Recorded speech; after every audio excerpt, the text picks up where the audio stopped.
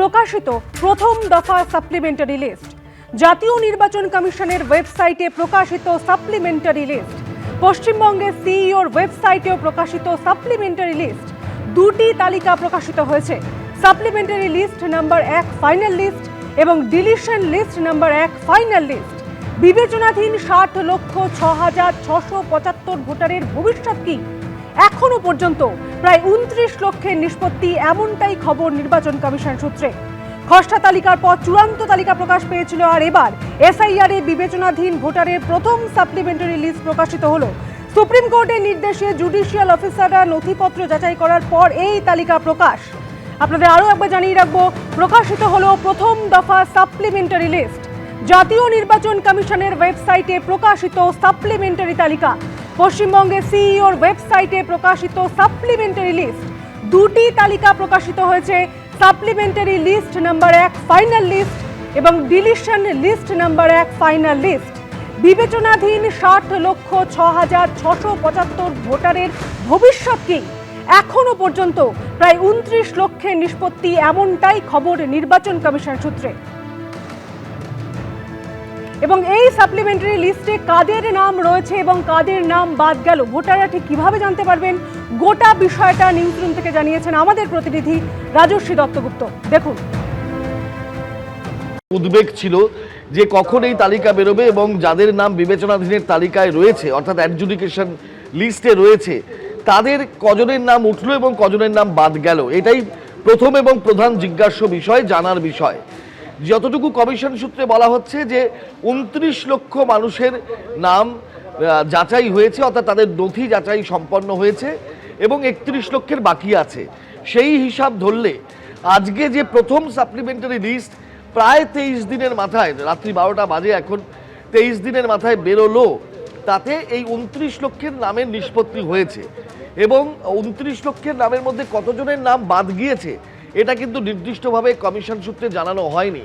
তাই কতজনের নাম ভোটার হিসাবে তালিকায় উঠলো সেটাও কিন্তু এখন জানা সম্ভব নয়। এবারে কিভাবে সাধারণ মানুষ, নাগরিকরা তাদের যাদের নাম এই বিবেচনাধীনের তালিকায় ছিল তারা জানবেন এবং দেখতে পাবেন, সেইটা আমি তোমাকে একটা দেখানোর চেষ্টা করছি দর্শকদের জন্য। এখানে ইসিআই নেট মোবাইল অ্যাপ ব্যবহার করুন। এটা CEO West Bengal, chief electoral officer West Bengal এই ওয়েবসাইট। তাতে ইসিআই নেটের মোবাইল অ্যাপের ব্যবহারের কথা লেখা আছে। voters.eci.gov.in এই ওয়েবসাইটে দেখা যাবে এবং সিইও ওয়েস্ট বেঙ্গল .westbengal.wb.gov.in এই লিঙ্কেও ক্লিক করা যাবে। এবং আমার এই সিইও ওয়েস্ট বেঙ্গলের ওয়েবসাইটটি খোলা রয়েছে। এটা খুললেই এখানে দেখো, তুমি এখানে যাচ্ছে যে নো অ্যাবাউট এসআইআর 2026 এখানে ক্লিক করতে হবে। প্রথমে এখানে ক্লিক করলে এই পেজটা সামনে আসছে। এই পেজে তুমি দেখো এসআইআর 2026 নামাঙ্কিত যে পেজ, সেখানে আসছে supplementary list number 1 to the final list published on 28/2/2026, অর্থাৎ 28শে ফেব্রুয়ারি যে চূড়ান্ত ভোটার তালিকা প্রকাশিত হয়েছিল তার প্রথম সাপ্লিমেন্টারি লিস্ট প্রকাশিত হয়েছে। ঠিক তার নিচে লেখা আছে deletion list number 1 to the final list published on 28/2/2026, অর্থাৎ আবার সেই 28 ফেব্রুয়ারি যে চূড়ান্ত ভোটার তালিকা তৈরি হয়েছিল, প্রকাশিত হয়েছিল, তার নামবাদের যে তালিকা, প্রথম সাপ্লিমেন্টারি নামবাদের তালিকা, সেই প্রথম তালিকা সেটাও পাবলিশ হয়েছে। কিন্তু আমার নাম এই তালিকায় আছে, অর্থাৎ বিবেচনাধীন ভোটার হিসাবে একজন ভোটার, তার নাম এই সাপ্লিমেন্টারি লিস্ট নাম্বার 1 যেখানে ভোটাধিকার তিনি পাবেন সেই তালিকায় আছে নাকি নাম বাদের তালিকায় আছে, ডিলিশন লিস্টে আছে, কি করে জানবেন? দুটো ক্ষেত্রেই একই উপায়।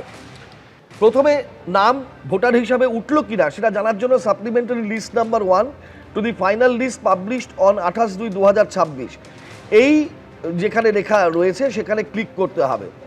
ক্লিক করলে এখনো পর্যন্ত এই ওয়েবসাইটে যা বাস্তবে দৃশ্যত দেখা যাচ্ছে, এখানে রাজ্যের নাম ওয়েস্ট বেঙ্গল দেওয়া রয়েছে, ইয়ার অফ রিভিশন 2026 দেওয়া রয়েছে, রোল টাইপ অ্যাডজুডিকেশন সাপ্লিমেন্টারি 1 এটাও দেওয়া রয়েছে, অ্যাডজুডিকেশন সাপ্লিমেন্টারি লিস্ট নম্বর 1 দেওয়া রয়েছে।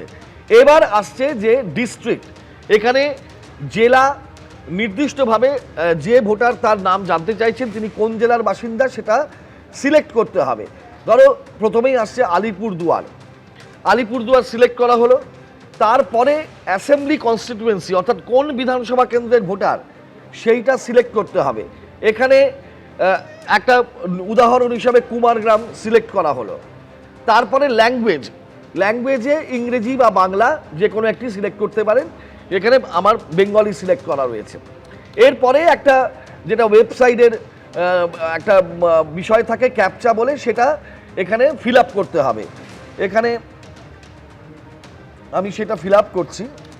আমি এই ক্যাপচা অনুযায়ী যা এখানে লেখা আছে তাই এই নির্দিষ্ট যেখানে লেখার সেখানে আমি লিখলাম। এবারে ডাউনলোড সিলেক্টেড পিডিএফ ফরম্যাটে এখান থেকে একটা লিস্ট ডাউনলোড হবে, এটা শেষ পর্যায়ে। কিন্তু তার আগে আবার একটা সিলেক্ট করতে হবে পার্ট নম্বর এবং পার্ট নেম, অর্থাৎ কোন পার্ট নাম্বারে এই ভোটারের নাম রয়েছে সেইটা কিন্তু তাকে জেনে সেই অনুযায়ী তাকে এটা সিলেক্ট করে তারপরে সেই পার্ট নাম্বারের তালিকাটা পেতে হবে এবং এই ডাউনলোডে ক্লিক করলে তখন সেটা পাওয়া যাবে। কিন্তু এখনো পর্যন্ত কিন্তু দেখা যাচ্ছে বাস্তবে এই ওয়েবসাইটের ডাউনলোড সব কিছু দেওয়ার পরেও ডাউনলোড সিলেক্টেড পিডিএফ এইটা যেটা শেষ অপশান রয়েছে সেখানে ক্লিক করলেও এটা কিন্তু আসছে না। কখনো এরার আসছে, ইনভ্যালিড ক্যাপচা আসছে, কখনো আবার সাকসেস আসছে, কিন্তু পিডিএফ ফরম্যাটের তালিকাটা বেরোচ্ছে না। এবিপি আনন্দ এগিয়ে থাকে, এগিয়ে রাখে।